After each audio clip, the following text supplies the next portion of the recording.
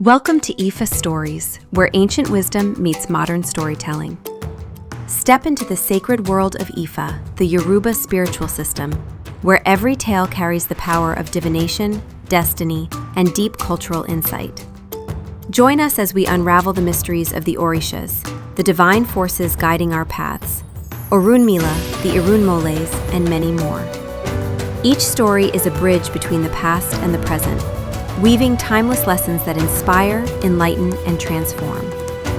Embrace the wisdom, honor the tradition, and journey with us into the heart of Ifa. Subscribe now and let the stories guide you. To explore full Yoruba stories, Ifa teachings, and ancestral wisdom, visit our website, www.ifastories.com.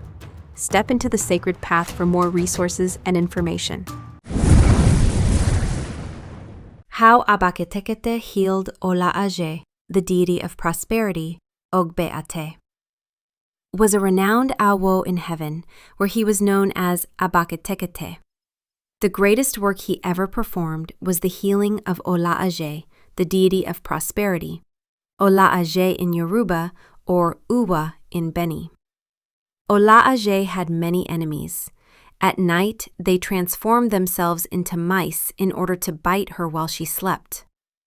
All the awos in heaven were well informed of her condition and had attempted to cure her, but none succeeded. The more they tried to heal her, the sicker she became. Òlà Ajé possessed 3 chambers, each sealed with a locked door. The first chamber imprisoned the messenger of death, who held a heavy club with which he would strike and kill anyone who dared to enter. The second chamber contained Ogogohiahia, an agent of the divinity of witchcraft, capable of swallowing whole anyone who entered. The third chamber contained all the gifts of prosperity, capable of enriching anyone who could gain access to it. All the awos who attempted to heal Òlà Ajé were told that, as compensation, they could knock on the door of any one of the 3 chambers. Almost without exception, they chose the wrong doors and were never seen again after entering. When there were no awos left, it became the turn of Abaketekete, also called Ogbe Ate. Òlà Ajé sent messages informing him that the deity of prosperity was gravely ill and required her healing. As soon as Abaketekete received the message, he invited his 2 favorite deputies, Uroke Milawo Ligorin and Uroke Milawo Laturuye, to divine for him. They cast Ifa, and Ogbe Ate appeared. They advised him to make sacrifice to Eshu with a goat and to obtain a dove, a rat, a fish, a catfish head, and the value of 50 cowries in soap ingredients in order to prepare a special ritual compound for the journey. The sacrifice was made and the appropriate leaves were gathered to prepare a special bathing soap. They told their chief that what was troubling Òlà Ajé was present within her own household, and that if she bathed with the special soap, she would see the identity of the offenders in her dream. Armed with the soap, Abaketekete departed to answer Òlà Ajé's invitation. Upon arrival, he saw that Òlà Ajé was indeed gravely ill. He bathed her with the soap and then gave her a special white cloth, instructing her to cover herself with it while sleeping. That night, Òlà Ajé had a dream.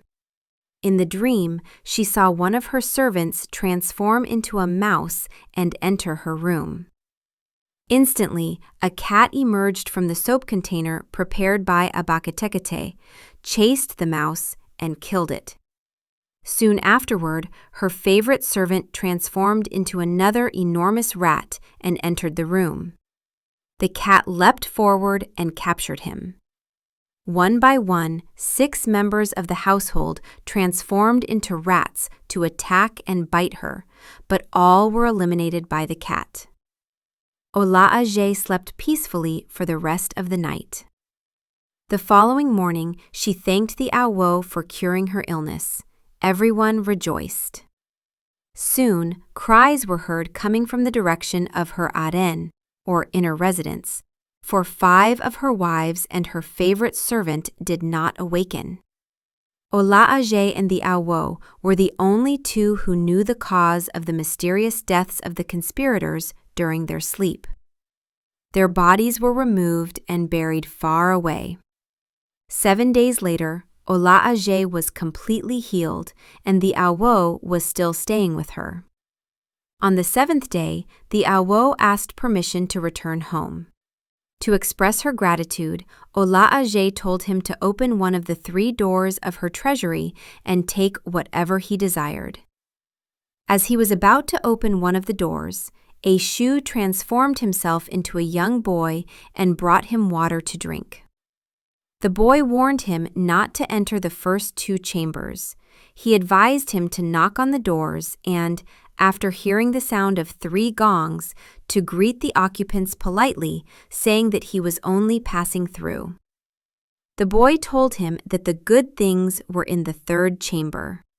After the warning, he departed. Abaketekete followed the instructions exactly.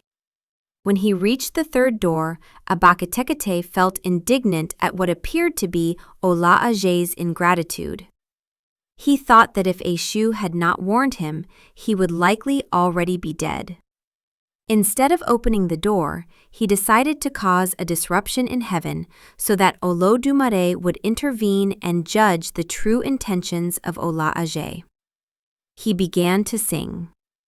Irete saka, lubi olisaka, erefo bojo, eratek porokporo. While he was singing, a child who had been waiting to be born through Abaketekete spoke from inside the 3rd chamber, saying, Omi Allah kepeji. The Awo called out, Allah kepeji. The child answered, Omi ro nio.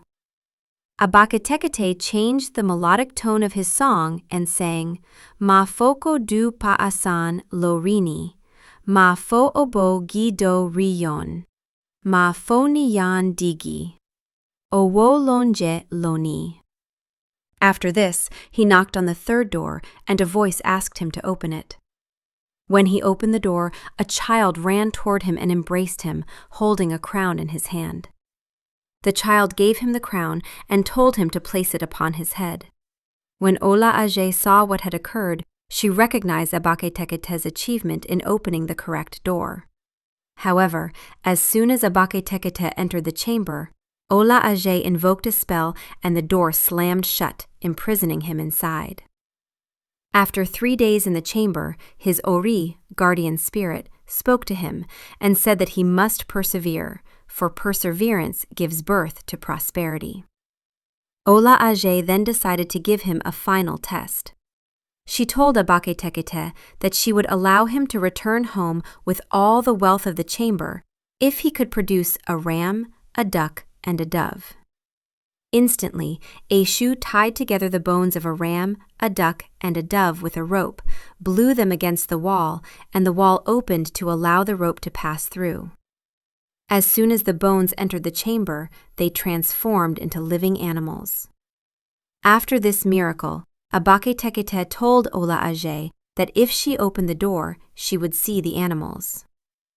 Òlà Ajé opened the door, took hold of the rope, and drew out the animals. She then released Abaketekete, allowing him to depart with all the riches of the chamber. The child said that he would join him as soon as he arrived home. Abaketekete arrived home amid great celebration. His wife became pregnant the following month and gave birth to a son, who was named Alakepeji Adeyemi.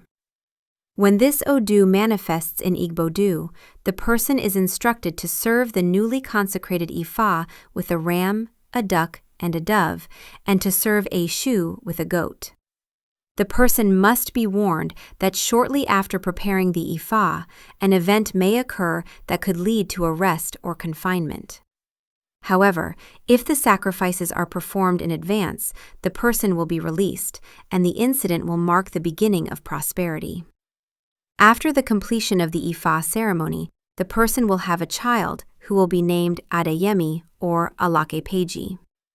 In divination, the person must also be warned to exercise caution in extending kindness, so as to avoid risking their life due to the ingratitude of beneficiaries.